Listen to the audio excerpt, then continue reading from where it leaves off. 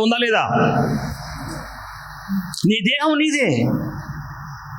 ఉదయం సాయంత్రం స్నానం చేసి శరీరాన్ని శుభ్రపరచుకుని, అలాగే ఆరోగ్యాన్ని కాపాడుకుంటూ, ఆత్మను కాపాడుకుంటూ, కళ్ళను కాపాడుకుంటూ, నీ ఆలోచనలు కాపాడుకుంటూ పవిత్రంగా పరిశుద్ధంగా నువ్వు నడిస్తే, జీవిస్తే, ఇహమందు 100 రెట్లు నీకు ఆశీర్వాదము, పరమందు కూడా నిత్య జీవము దొరుకుతుంది.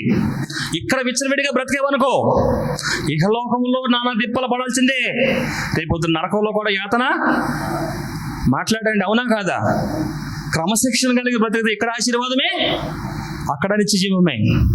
క్రమశిక్షణ తప్పి విచ్చలవిడిగా బ్రతికితే ఇక్కడ యాతన పడతావు, అక్కడ కూడా యాతన పడాల్సిన అవసరము ఉంది. లేదు, తెలియక తిరిగాను, తెలియక చేశాను, నా బుద్ధిహీనత, నా అజ్ఞానంతో నేను బ్రతికాను, ప్రభువా నన్ను క్షమించు, నేను నీ అడుగుజాడలో నడుస్తానని మనల్ని మనం సరిచేసుకుని ఒక మంచి జీవితం కనుక ఈరోజు ప్రారంభిస్తే, క్రీస్తు యేసునందున్న వారికి ఏ శిక్ష విధియు లేదు. ఇహమందు విడుదల కలుగుతుంది, పరమందు నిత్య జీవం దొరుకుతుంది. ఆ దేవునికి మహిమ కలుగును గాక. ఇది గొప్ప భాగ్యమే కాదండి? గొప్ప భాగ్యమే. సరి చేసుకోవడమే గొప్ప భాగ్యము. మీకు దిద్దుబాటు అసహ్యమాయన అని ఉంది బైబిల్లో. మనకేమవ్వకూడదట? దిద్దుబాటు అసహ్యం కాకూడదు. మనకి దిద్దుబాటు అసహ్యం కాకూడదు. సరి చేసుకోవాలి, సరిదిద్దుకోవాలి.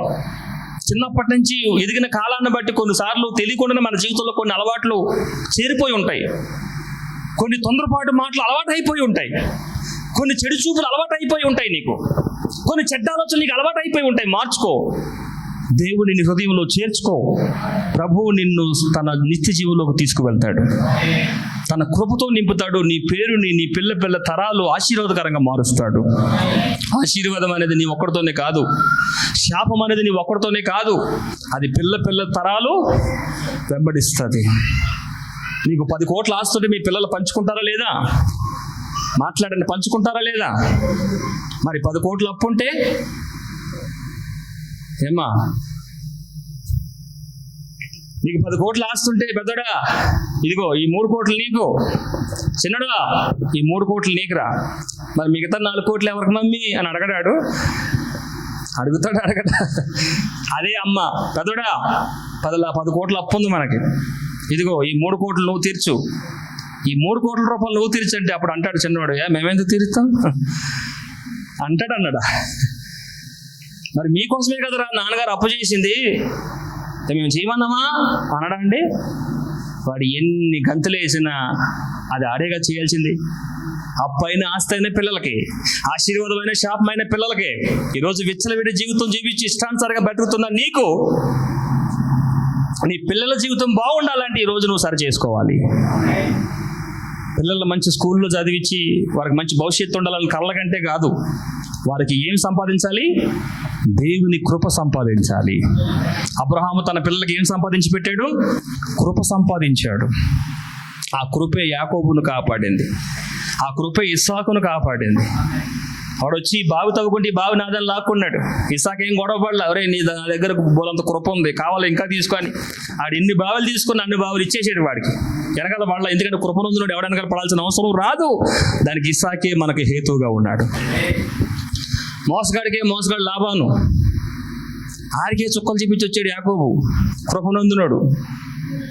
యాకోబుని చంపేస్తాను, ఇక వాడు శిరస్సు తీసేస్తాను, తల నరికేస్తానని గుర్రం మీద వేగంగా వస్తున్న లాభంతో దేవుడు మాట్లాడాడు. రే బాబు లాభనా, నా కుమారుడైన యాకోబు గురించి, మంచి గురించి కానీ చెడు గురించి కానీ నీ తడిపొడి మాటలు మాట్లాడక, వాడి దగ్గర మామూలుడు కాదు. ఎవరైనా ఆయన కాసేపటికి ఇజ్రాయేల్గా మారబోతున్నా, కమింగ్ జూన్ అంటారు కదా, కాసేపటికి ఇజ్రాయేల్గా మారబోతున్నా, గొప్ప సైన్యంగా మారబోతున్న ఇజ్రాయేలీయుడు అతని మీద నాకు వాంఛ ఉంది, అతను నాకు ప్రణాళికల్లో ఉన్నాడు, గొప్ప జనసమూహం కాబోతున్న వాడు అతను. అరే నీ దగ్గరకు వచ్చాడు కాబట్టి తక్కువ నీకు, అతని గర్భాన్ని 12 గోత్రాలుగా మార్చిపోతా ఉన్నాడు దేవుడు. చిన్న విషయం కాదు కదా. లాభాన్ని ఎందుకు మొత్తాడు, ఎందుకు తిట్టాడు అనుకుంటున్నారు? యాకోబు సామాన్యుడు కాదు, తన తాతగారు సంపాదించి పెట్టాడు టన్నుల కొద్ది కృప. మిగతా వాళ్ళ నాన్నగారు సంపాదించి పెట్టాడు కృప కృప కృప కృప. ఈ నేటికి ఆ కృపే వాళ్ళని కాపాడుతుంది, ఎన్ని దేశాల వారి మీదకి వచ్చినా సరే. నేను చెప్పేది అదే, డబ్బు సంపాదించండి, తప్పులేదు. కానీ డబ్బే శాశ్వతం అనుకోకండి, అది మహాపాపం. పిల్లలకు ఆస్తులు సంపాదించమని బైబిల్లో ఉంది, తప్పులేదు, సంపాదించండి.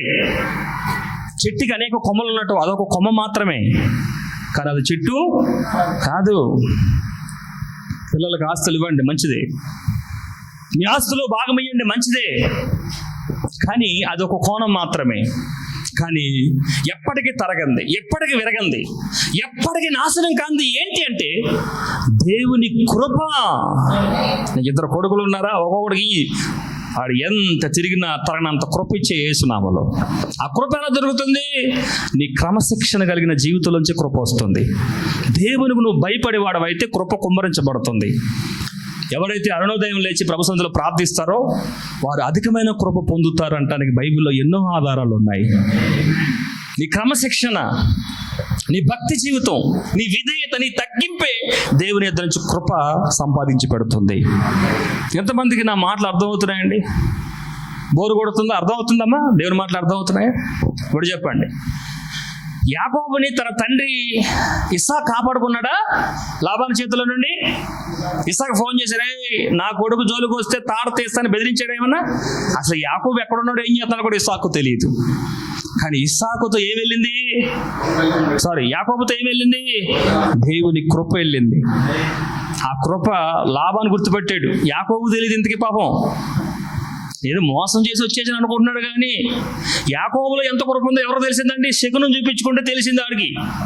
నీ ఇంటికి ఒక హెబ్రీయుడు వచ్చాడు, నీ ఇంటికి ఒకడు వచ్చాడు, మామూలు కాదు. అతని ద్వారానే ఇప్పుడు దాకా నువ్వు ఎంత గింజుకున్నా జరగని కార్యలు ఇప్పుడు జరుగుతున్నాయంటే నువ్వు అర్థం కావాలి కదా నీకు. లాభాన్ని ఎన్నో తిప్పలు పెడితే రాలేదు పాపం అతనికి ఆశీర్వాదం. ఈయన ఎప్పుడైతే వెళ్ళాడో ఆయన కార్యాలు కొంచెం సాఫీగా జరుగుతున్నాయి, ఇంట్లో నెమ్మది కలిగి ఉంది, అద్భుతాలు జరుగుతున్నాయి. అబ్బా ఏంటిది? ఆయన శిఖరం చూపించుకుని అర్థమైంది. ఇంటికి ఒకడు వచ్చాడండి, వాడి ద్వారా జరిగింది. అబ్బా ఇప్పుడు వీడు బయటికి పోకుండా ఉండాలని ఏం చేయాలి? ఎర్రయ్యాలి. ఏంటి ఎర్రగా ఉన్న రాహేలు. ఆయన ఏం ఎర్రయ్యలేదు, ఆమె అందం చూసి ఈయనే మోహించాడు, ఆమెను ప్రేమించాడు. పాపం ఆమె కోసం 7 సంవత్సరాలు కొలువు చేశాడు. చెప్పాను కదా మోసగాడికే మోసగాడని. రాహేలు ప్లేస్లో ఏం తెచ్చిపెట్టాడు. మనోడు రాహేలు అనుకున్నాడు, పాపం ఎంత ప్రాణం విసిగిపోయి ఉంటుందో ఆ టైంలో ఆయనకి. తీరా తీసుకెళ్తే ఆయన రాహేలు అనుకున్నాడు, అబ్బా ఎన్ని రోజుల తర్వాత తిరిగితో మాట్లాడే అవకాశం దొరికింది అనుకున్న లే ఆమె. అరే మామ ఎక్కడ ఉన్నావు అంటే ఎక్కడ ఉంటాడు? లోపల ఉన్నాడు. చెప్పాను కదా మోసగాడు ఏం తగ్గడు. ఇది ఎలాగా వస్తాడు అడుగుతాడని ముందే సిద్ధపడి ఉన్నాడు ఆయన. ఏం సిద్ధపడి ఉన్నాడు? వచ్చి అడుగుతాడు, ఏం చెప్పాలని తడుముకోవాలి వెంటనే చెప్పాడు. చూసారా బాబు, మాకు పెద్ద ఆమెకు పెళ్లి చేయకుండా చిన్న ఆమెకు పెళ్లి చేసే రూల్ మా దగ్గర లేదు. పాపం యాకోబు తక్కన వాదించడానికి అక్కడ ఉన్నాడా? పెళ్లి సంబంధాలు ఎలా ఉంటాయండి? మొన్న పెళ్లికి వెళ్ళాము మేము. పెళ్లికి వెళ్తే మగపిల్లడి తరపున మేము వెళ్ళాం వాళ్ళ ఇంటికి.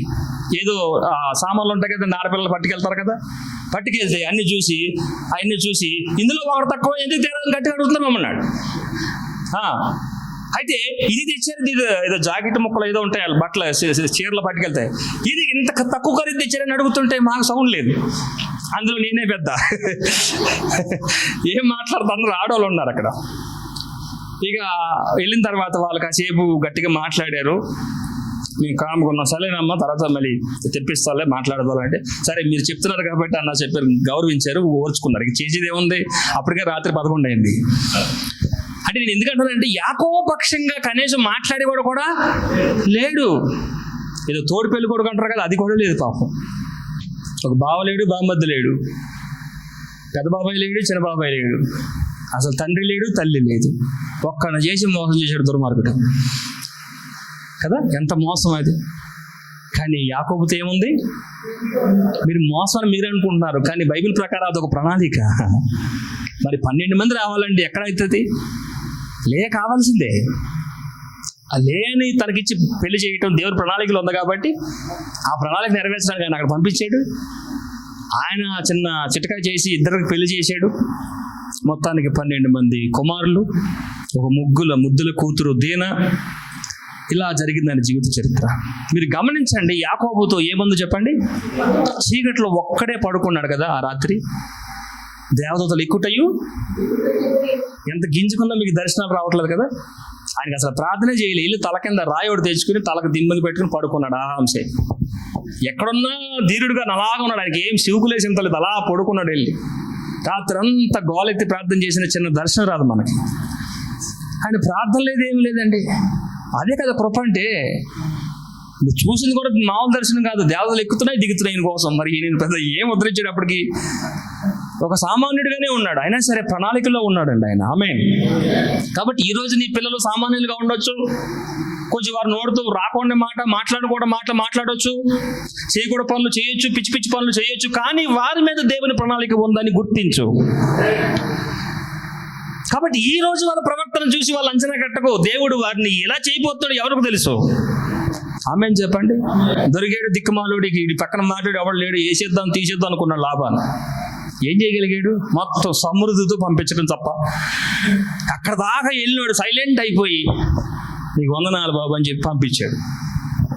అర్థమవుతుందండి? నాకు తెలిసి లాభాన్ని ఇప్పుడు దాకా యాకోబుతో ఏదో ఉందనుకున్నాడు, ఆ రోజు చూసాడు ఏముందో. మీకు అర్థమైందని చెప్పింది. లాభాన్ని ఏమనుకున్నాడు యాకోబుని చూసి? ఏదో ఈయన వెనక ఉంది, ఈయన దేవుని చేత కృప పొందిన వాడు అనుకున్నాడు, కానీ దేవుడే అతనితో ఉన్నాడని ఆ రోజు చూశాడు లాభాన్ని. దేవుడు కనుక యాకోబుతో లేకపోయి ఉంటే యాకోబుని రానిచ్చేవాడండి ఆ లాభాన్ని, అంత అభివృద్ధి కానిచ్చేవాడా? మీరు అట్లేంటండి, ఆ గొర్రెల్ని ఈనేటప్పుడు ఈయన చేసే చిట్కాలు ఉంటాయి చూసారా?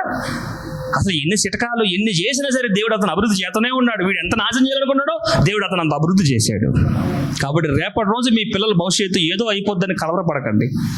ఈ రోజు మీరు మోకరించి ప్రార్థన చేయండి నిస్వార్థంగా. మీరు నిస్వార్థంగా చేసే ప్రార్థనే, మీరు నిస్వార్థంగా చేసే దైవభక్తే, మీరు నిస్వార్థంగా చేసే దేవుని యందున్న విశ్వాసమే ఒకరోజు నీ పిల్లల్ని ఎత్తలేనంత ఎక్కిస్తుంది ఆయన కృప. ఈ రోజు వాళ్ళకి మార్పు లేకపోవచ్చు, ఈ రోజు వాళ్ళకి అర్థం కాకపోవచ్చు నీ మాటలు, ఈ రోజు నీ భక్తి మాటలు, నీ నీతి మాటలు వాళ్ళకి అర్థం కాకపోవచ్చు, కానీ ఏదో ఒక రోజు నీ భక్తి వాళ్ళని లోపరుచుకుంటుంది దేవుని సన్నిధికి. ఆమేన్ చెప్పండి. అలాగే యాషాబు జీవితం మీరు గమనిస్తే ఆయన జీవితం పాడు చేసుకున్నాడు. ఆకలితో ఉండి చుక్కుడుకాయల కూర కోసం జ్యేష్ఠకు నమ్మేసుకున్న అలాంటి జీవితం మనం అతనిలో చూసినప్పుడు కొత్త నిబంధనలు రాయబడుతుంది. అటువంటి భ్రష్టుడు మీలో ఎవడు ఉన్నాడని చూసుకోండి అంటాడు. అలాంటి చేదైన వీళ్ళు మనలో మొలవకూడదు. ఆమేన్ చెప్పండి. కాబట్టి నేనేం చెప్పదలిచానంటే, దేవుని కృపలో ఎదుగుతున్నప్పుడు ధనము కంటే దేవుని కృప ఉన్నతమైంది అన్నవారు మీ చెయ్యి పైకి చూపించండి. ధనం కంటే దేవుని కృప ఉన్నతమైనది. అమ్మ వెనకల వారు ఒకసారి చెయ్యి ఎత్తని ముగించేస్తాను, టైం అవుతుంది. ధనము కంటే, నిజంగా ఎత్తండి, మళ్ళీ అడుగుతా ఇప్పుడు, ధనము కంటే దేవుని కృపే ఉన్నతమైంది. అసలు ఇంకా చెప్పాలంటే ఆ కృపలోంచి ధనం వస్తుంది కూడా. మళ్ళీ మీకు కృప ద్వారా ధనం సంపాదించవచ్చు, కానీ ధనం ద్వారా కృపను సంపాదించలేం. ఎవరు అన్నారు? డబ్బుతో బుక్కు కొనవచ్చు కానీ చదువుని కొనలేమని. డబ్బుతో పరుపు కొనవచ్చు కానీ నిద్ర కొనలేమనేది ఎంత నిజమో. కృప ద్వారా ధనం రావచ్చేమో, కానీ ధనం ద్వారా కృప రాదు. కాబట్టి ధనం కంటే కృప గొప్పది, అది తరగని ఆస్తి. నీ బిడ్డల కృప దొరకాలంటే ఒక తండ్రిగా నీ క్రమశిక్షణ, ఒక తల్లిగా నీ క్రమశిక్షణ, ఒక తండ్రిగా నీ ప్రార్థన, ఒక తల్లిగా నీ ప్రార్థనే నీ బిడ్డలకు ఒక ప్రాకారంగా మారుతుందని మీకు తెలియపరుస్తున్నాను. ఆమేన్. రైట్. తండ్రి 6 దినములు పనిచేసి 7వ దినం ఏం చేశాడు? ముగించి దాన్ని విశ్రమించాడు. అలాగే కుమారుడు ఈ లోకానికి వచ్చి తండ్రి చిత్తము నెరవేర్చుటయే నాకు ఆహారం అని భావించి తండ్రి చిత్తం నెరవేర్చుటకు ఆయన పడిన ప్రయాస ఇంత అంత కాదు. ఆ పని చేసి ముగించాడు. ఆ ముగింపులో మాట్లాడుతున్న మాటలు మనం చదివాము యోహాను 14:2. ఆ లాస్ట్ వచనం ఒకసారి మనం చదవండి. లాస్ట్ వచనం ఏముంది అక్కడ? అందుకు తోమ అడుగుతాడు. 5వ వచనం చదవండి. ఆయన ఏమన్నాడంటే 3లో ఏమన్నాడు? నేను వెళ్ళి మీకు స్థలము సిద్ధపరిచిన ఎడలా నేనుండు స్థలములో మీరును ఉండులాగున మరలా వచ్చి నా యొద్ద నుండుటకు మిమ్మల్ని తీసుకొని పోతానని ప్రభు చెప్తుంటే వెంటనే తోమ, కొంచెం అనుమానం ఎక్కువగా దీనికి కదండి. తోమ ఎవరు? అనుమానం అన్నమాట. చూడండి, నేను వెళ్ళుచున్న స్థలము నాకు మార్గము మీకు తెలియదని చెప్పాను. అందుకు తోమ, ప్రభువా ఎక్కడికి వెళ్ళుచున్నావో మాకు తెలియదే, ఆ మార్గం ఎలాగూ తెలియనని ఆయన. యేసు, బాబు ఆ మార్గం ఎక్కడో లేదురా, ఇదిగో నీ ముందుంది, నేనే మార్గము, నేనే సత్యమును జీవమును, నా ద్వారానే తప్ప ఎవడును తండ్రి యొద్దకు రాడు. ఏం చెప్పదలిచాడు యేసు ప్రభు వారు? మీ కొరకు ప్రాణం ఇచ్చి రక్తం చిందించి వెల చెల్లించి నా పని తుదముట్టించిన నా ద్వారానే మీరు తండ్రిని చేరగలరు. అంటే అర్థం ఏంటి? ఈరోజు మీ ముందు ఉన్నాను, రేపు పొద్దున మీ ముందు నిండను నేను. ఈరోజు మీ ముందున్నప్పుడు మీరు నన్ను ఎలా నమ్మారో, రేపు నేను లేకుండా మీరు వెళ్ళిపోయినప్పుడు కూడా నా యందు విశ్వసించిన వాడే తండ్రిని చేరుకుంటాడు. ఈరోజు యేసుప్రభు మన కళ్ళ ముందు భౌతికంగా లేకపోవచ్చు, ప్రభుని మనం విశ్వసిస్తున్నాము. మన విశ్వాసమే మనకు రక్షణ కలగజేసింది. ఆమేన్. ప్రభు ఉన్నాడని నమ్ముతున్నాం, ప్రార్థన చేస్తున్నాం, విడుదల పొందుతాం. ఈరోజు నీ ప్రార్థనకు ఆలస్యం కావచ్చు, కానీ నీ ప్రార్థన వ్యర్థమో కాదు. ఈరోజు నువ్వు పడే ప్రయాసకు ఫలం వెంటనే రాకపోవచ్చు, కానీ నీ ప్రయాస వ్యర్థమో కాదు.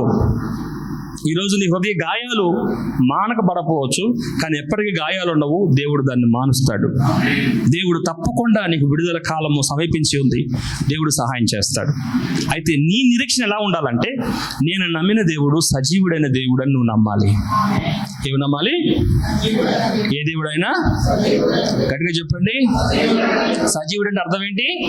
బ్రతికి ఉన్న దేవుణ్ణి నువ్వు ఆరాధిస్తున్నావు. చచ్చిపోయి శవమైన దేవుణ్ణి కాదు నువ్వు ఆరాధించేది. మృతి పొంది తిరిగి లేవని వాడిని కాదు నువ్వు ఆరాధించేది. మృతి నుండి తిరిగి లేచిన పునరుద్ధారుడైన దేవుని నువ్వు నమ్ముకున్నావు. పునరుద్ధారుడైన దేవుని నువ్వు ఆరాధిస్తున్నావు. పునరుద్ధారుడైన దేవుని వెంబడిస్తున్నావు కనుక ఆయన సజీవుడు, చూచేవాడు, మాట్లాడేవాడు, నీతో ఎల్లప్పుడూ ఉండేవాడు. కాబట్టి నా మాటలు నేను ముగిస్తున్నాను. ఒక ప్రశ్న వేసుకోవాలి. నిజానికి ఇందాక మీకు ప్రారంభంలో చెప్పాను, మన యొక్క పరలోక యాత్రలో మనం వదిలిపెట్టి వెళ్ళాల్సినవి ఏంటి చెప్పండి. లోతుతో దేవుడు చెప్పాడు, వెనుదిరిగి చూడొద్దు. అందరికి మాదిరి సొదొమ కుమారము మనం విడిచిపెట్టేయాల్సినటువంటి లోకము. ఆమేన్. అక్కడికి దేవదూతలు ఇద్దరు వచ్చారు కదా, వాళ్ళ సేవకులు. ఎప్పుడైతే వాళ్ళు బయటికి తీసుకొచ్చి మీరు వెనుదిరిగి చూడొద్దు, నేను చూపించు మీరు ఆ ప్రాంతానికి వెళ్ళండి, ఆ కొండకి వెళ్ళండి అన్నప్పుడు లోతు ఏమన్నాడు? ఆ కొండకు మేము పోలేము. కాబట్టి అలా మనం అనొద్దు. ఆ విధంగా ఈరోజు దేవుడు నీకు ఏ సూచనలు చూపించాడు, ఏం బోధిస్తున్నాడు, ఏం వింటున్నావో దాని ప్రకారం నువ్వు సాగిపో. యేసే నీకు మార్గముగా జీవముగా ఉండునుగాక. దేవుడి కొద్ది మాటలు దీవించునుగాక. ప్రార్థన చేసుకుందాం. దయచేసి తలలు వంచండి.